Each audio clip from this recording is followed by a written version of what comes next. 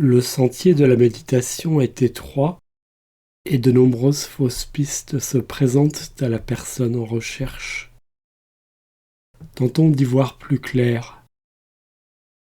Cette vidéo est le 3e épisode d'une série de 4 sur le sujet. Le premier épisode a montré que la méditation n'est ni une relaxation, ni une bulle de calme, ni une recherche de vide mental, ni une pratique de bien-être, ni une recherche de self-control, ni un calcul, un projet, ni une quête d'éveil, ni une forme de développement personnel.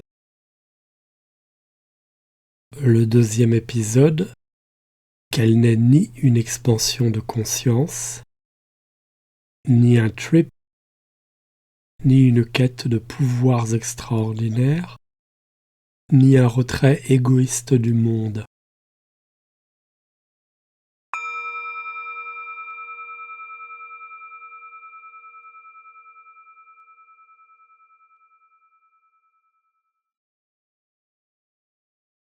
La pratique de la méditation est désignée en sanskrit par le terme dhyana et en pali, autre langue ancienne de l'Inde, par le terme jhana. Au passage en Chine, il a été traduit par Chan, ensuite en Corée par Sun, puis au Vietnam par Tien, enfin lors du passage au Japon par Zen. Parler en français de méditation est trompeur, voyons pourquoi. En 1647 paraissait la première traduction en français des Méditations métaphysiques de René Descartes. Formé à partir du latin meditatio, le français méditation désigne d'abord, selon le Larousse, l'action de penser profondément à un sujet. Il s'agit de mûrir une réflexion ou une conviction, d'où les termes voisins approfondissement, étude, pensée, recherche, réflexion, spéculation, cogitation. Dans un autre sens plus chrétien, le français méditation désigne la concentration du corps et de l'esprit sur un thème ou un symbole religieux. Contemplation, recueillement. Qu'il s'agisse de méditation philosophique, religieuse ou mystique, il s'agit toujours de porter attention à un objet de pensée. Mais l'étymologie latine nous indique qu'à côté de meditor, on trouve aussi medeor, apparenté au terme de grec ancien médéo et médo, qui signifie prendre soin de, comme en témoignent divers termes français contenant la racine latine med, médecine, remède, médicament, médiation et méditation. Voilà qui nous rapproche plus de dhyana. Il n'est en effet pas faux de considérer que la méditation consiste à prendre soin de l'intégralité du corps-esprit. Voyons maintenant en quoi penser la méditation en termes d'introspection pose problème. Pour cela, faisons le détour par la perception intellectualisée.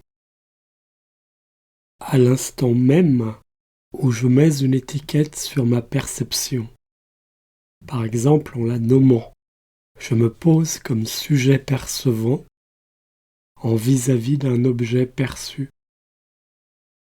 Techniquement, on parle de dualité sujet-objet. Par l'intellection, il y a séparation.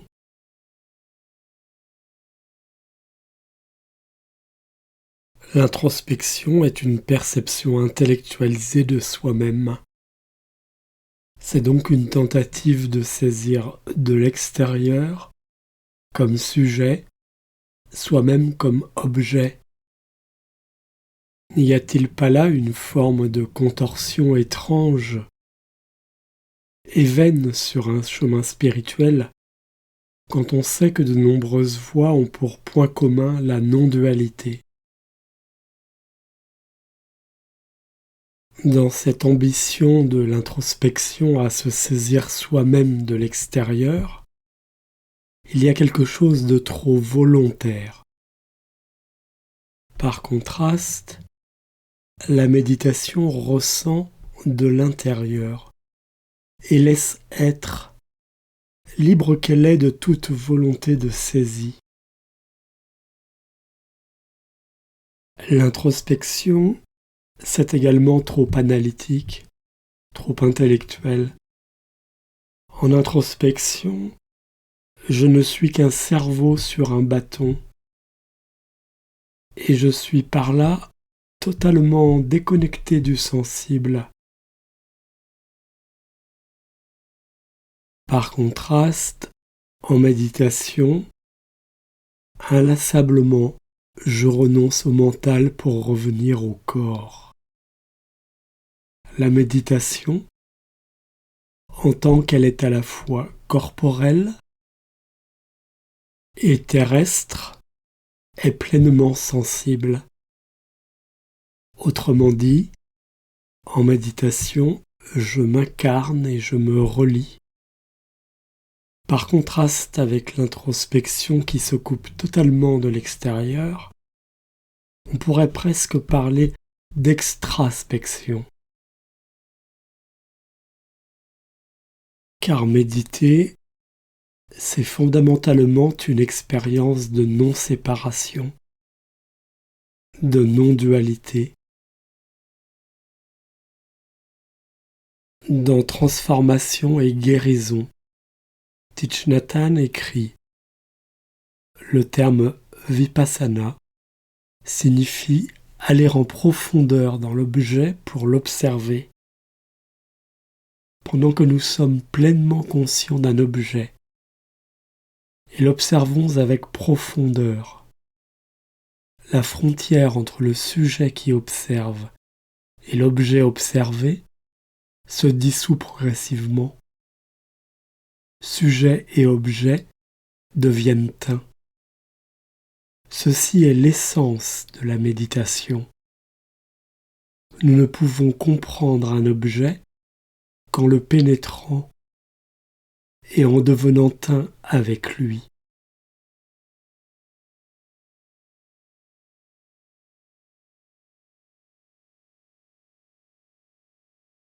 Daisetsu Taro Suzuki écrit dans ses derniers écrits au bord du vide. Descartes, le père de la philosophie moderne, déclara cogito ergo sum. Mais il faut renverser la proposition.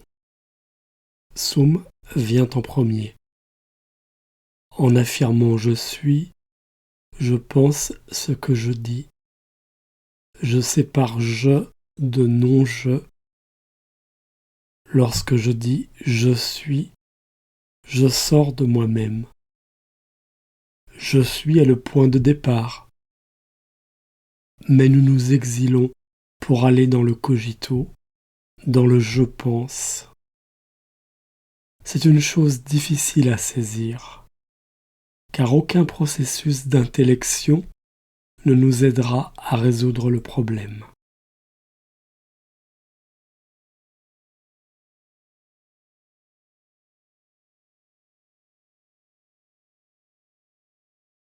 Dans le bouddhisme, une philosophie du bonheur, Philippe Cornu écrit: la méditation bouddhique ne doit pas être assimilée à une introspection de type psychologique ou psychanalytique. Dans la méditation, on n'essaie pas d'observer ou d'analyser les idées, les émotions les contenus ou les images symboliques de l'esprit dans leur signification ou leur histoire. Les phénomènes mentaux y sont plutôt considérés dans leur aspect dynamique et leur fugacité même, sans prêter attention à leur contenu ou à ce qu'ils nous disent.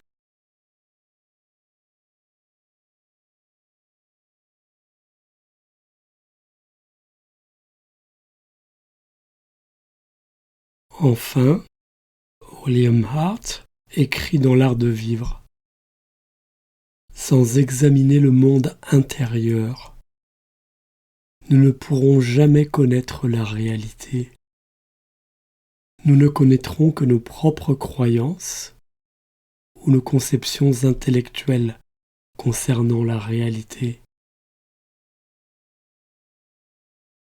Donc si le regard se tourne bel et bien aussi vers l'intérieur, il ne s'agit pas d'introspection comme fin en soi, mais au contraire d'un désir de rencontrer le réel tel qu'il est, non déformé par le prisme de notre névrose.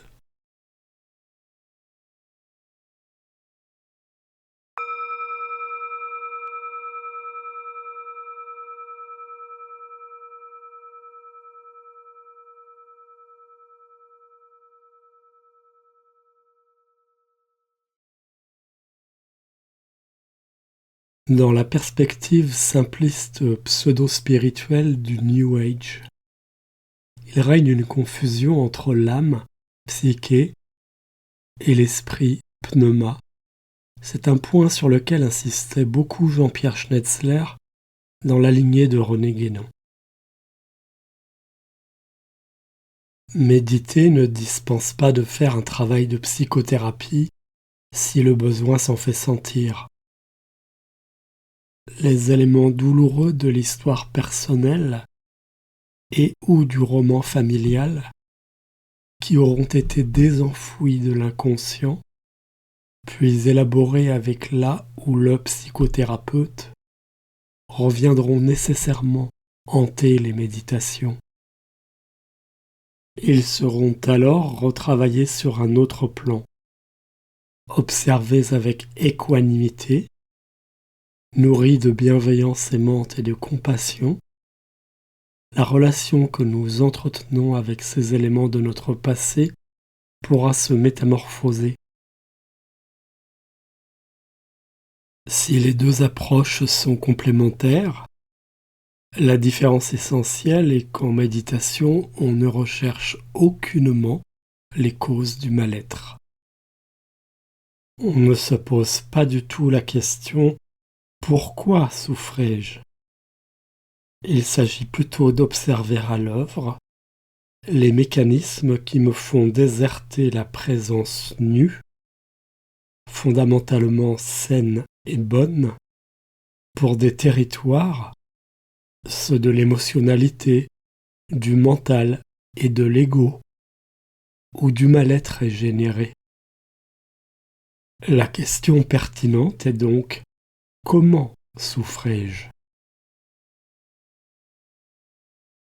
Autrement dit, il ne s'agit nullement d'analyser, mais juste d'observer, quasi scientifiquement. Si la méditation rencontre un tel engouement dans nos sociétés sécularisées, c'est en partie parce qu'elle est une science expérimentale de l'esprit que beaucoup peuvent pratiquer. Francisco Varela disait que nous aurions tort de nous priver d'une compréhension de l'esprit humain riche de 2500 ans d'expérience. La psychologie bouddhique se départit fondamentalement de la psychologie occidentale en ce que cette dernière n'est souvent qu'une psychologie du moi, psyché, tandis que la première aborde par essence au rivage de l'en-deçà du moi, pneuma.